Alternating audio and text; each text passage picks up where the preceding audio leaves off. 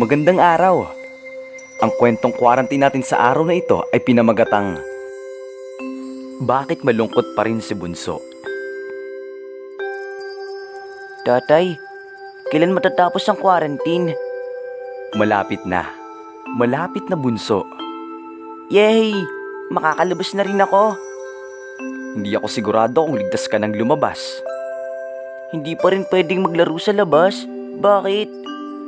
Kasi kahit tapos na ang quarantine, andoon pa rin ang COVID-19. Hanggat wala pa tayong bakuna, pwede tayong magkasakit. Kapag nahawaan, hindi naman natin alam kung sino ang may virus. Kaya gagawin pa rin natin ang social distancing. Nilulungkot ako, tatay. Okay lang malungkot, Bunso.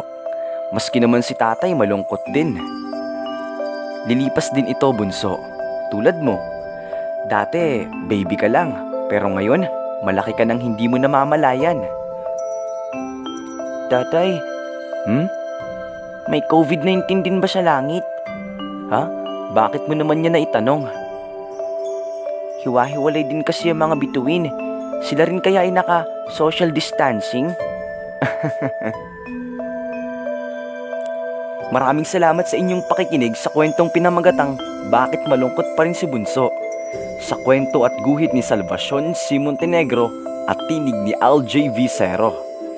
Hanggang sa susunod muli nating kwentong quarantine.